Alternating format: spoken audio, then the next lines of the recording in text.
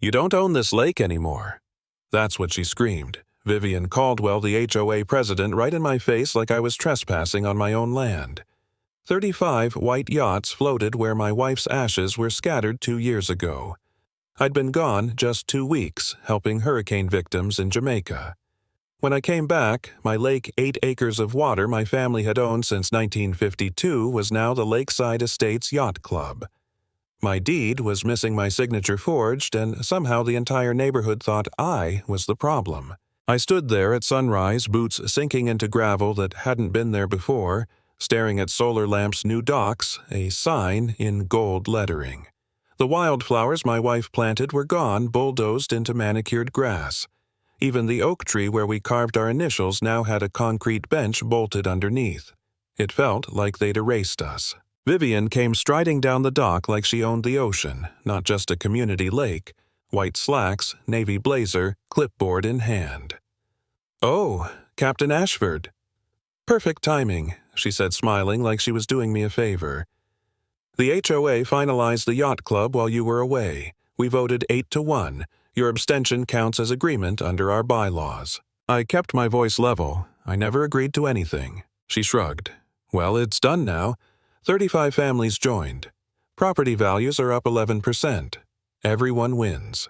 Everyone except the man whose lake they stole." Then she pulled out a paper. "Your share of construction costs yacht storage, environmental permits, and maintenance. $47,000. Bridget will send you the invoice. $47,000. For infrastructure, I never approved. For property, I owned outright." She turned to leave her heels clicking on my new pavement. I called after her. "Vivian, this lake is mine." She didn't even turn around. "Paperwork can be interpreted many ways," she said. "What matters is community consensus." That was the moment I realized I wasn't dealing with incompetence, I was dealing with calculated arrogance. When the Navy trains you to navigate, they teach you one thing above all: trust your instruments. So I walked the perimeter, checking landmarks burned into my memory. Someone had moved the boundary posts north about 20 feet.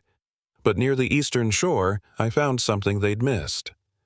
A bronze survey marker buried in limestone stamped Section 14, Range 3W, 1887. That marker was Federal Army Corps of Engineers. Permanent. Unquestionable. I brushed the dirt off, read the engraving, and pulled out my GPS. Coordinates matched perfectly: 42.73 degrees north, 83.5 degrees west. 138 years old and still dead accurate. Politics lie. People lie. Coordinates don't. I didn't yell. I didn't threaten. I took photos from every angle, logged every number. Silence isn't surrender. It's targeting. The next morning, I went to the HOA office. Bridget Fulton, the secretary, looked up from her desk, eyes darting like a guilty kid caught cheating. She showed me the vote records: 8 in favor, 1 abstention me. At the bottom was a signature that looked like mine, only it wasn't. Too light. The angle was wrong. I'd signed thousands of documents in the Navy. I knew my own hand. I asked where my original deed was. She said it was under county review for a boundary update. Filed by the HOA 3 hours after I boarded my flight to Kingston. By noon, I was sitting in my old shipmate's office, Sullivan Pierce, now a property lawyer. He listened to everything silent except for the occasional scribble. When I finished, he leaned back and said, "You've got a problem. Without your original deed, you're fighting a ghost." I told him about the 1887 marker. He nodded. "That helps.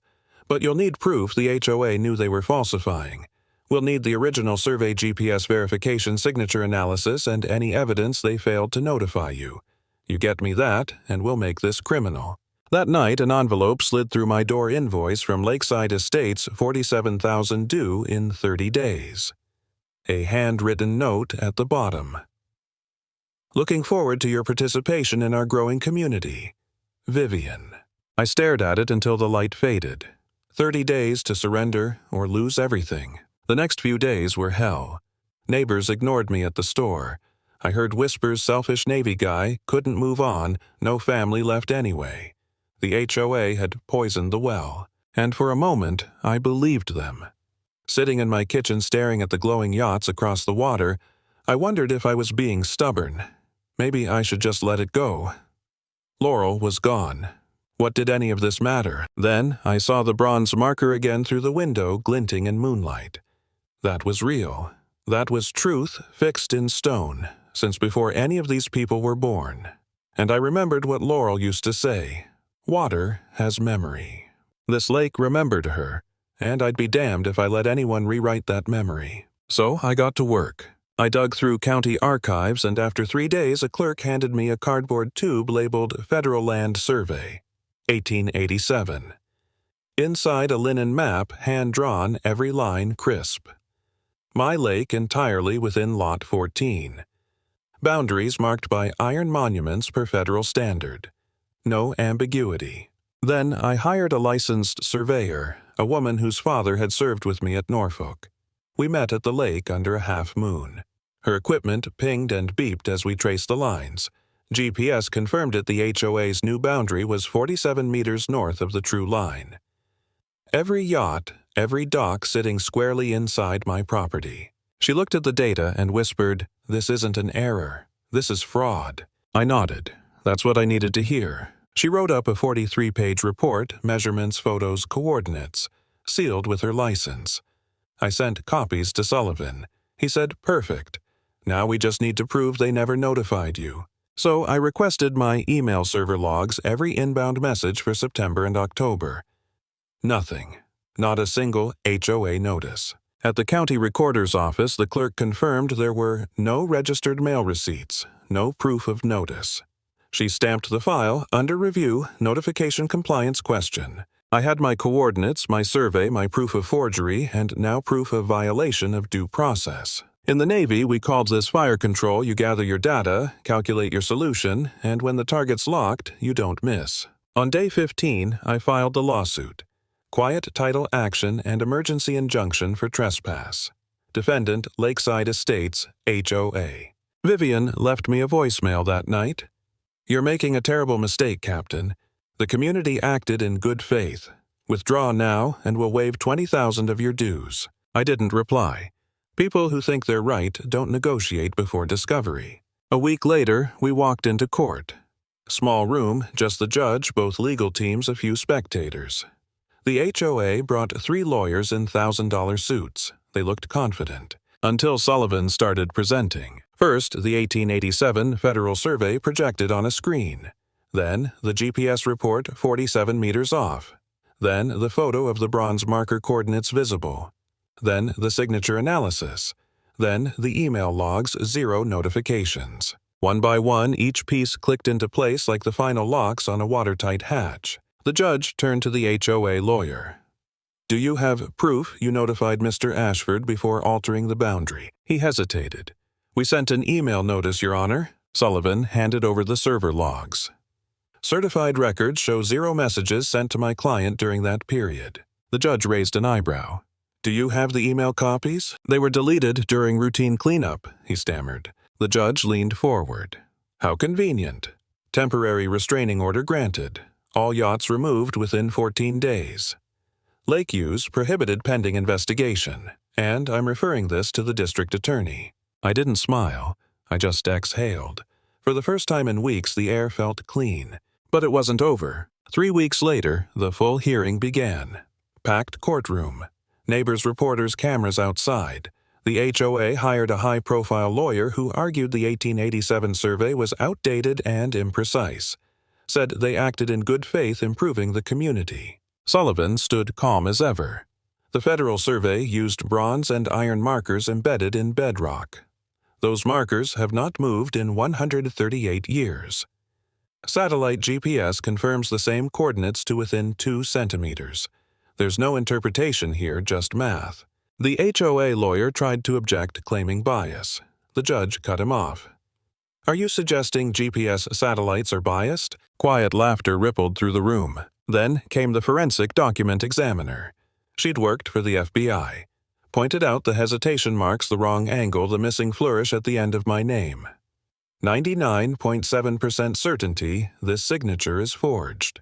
The HOA's lawyer had no counter-expert, none. Finally, Sullivan presented the email logs again. The judge asked, Any proof you notified him. The lawyer shuffled papers, muttering something about misplaced records. That's when Bridget, the secretary, stood up from the front row, trembling. Your Honor, she said, I need to clarify something. The judge motioned her forward. I drafted those emails, Bridget said, voice cracking, but Vivian told me not to send them. She said Captain Ashford had abandoned interest in the property. I was scared. I shouldn't have listened. I'm sorry. The room exploded in whispers. The judge banged her gavel. Vivian shot up from her seat, face red. She's lying. She's jealous. I built this community. Sit down, or you'll be held in contempt, the judge warned. Vivian didn't.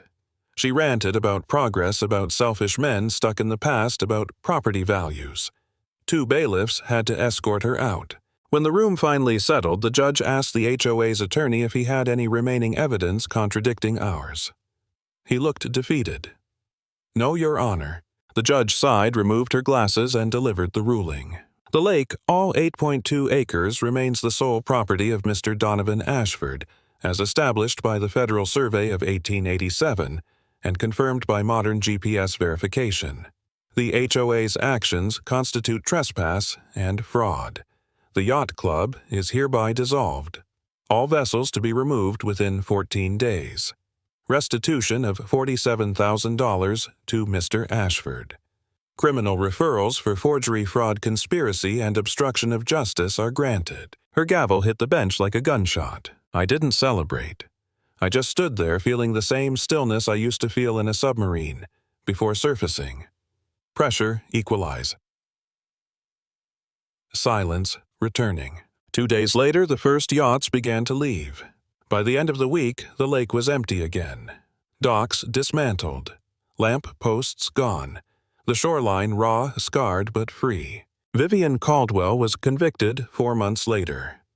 18 months in prison, 5 years. Probation, $150,000 in fines, banned from HOA service for a decade. Bridget got probation and community service. She sent me a handwritten letter apologizing. I didn't answer, but I didn't hate her either. She'd made a coward's mistake, but at least she'd found the courage to speak when it mattered. When the water finally calmed, I went back to the eastern shore where Laurel's ashes rested, where the herons nested again. The bronze marker was still there, untouched, solid as truth itself. I knelt beside it and whispered, "We did it, Laurel. They couldn't move the coordinates." Because that's what this was really about. Not revenge, not pride, just truth. Fixed points that don't bend for power or popularity. And as I watched the ripples fade, I finally understood what she meant when she said water has memory. It remembers everything that touches it. So does justice. Some things are worth protecting, not because they belong to us, but because they belong to the truth.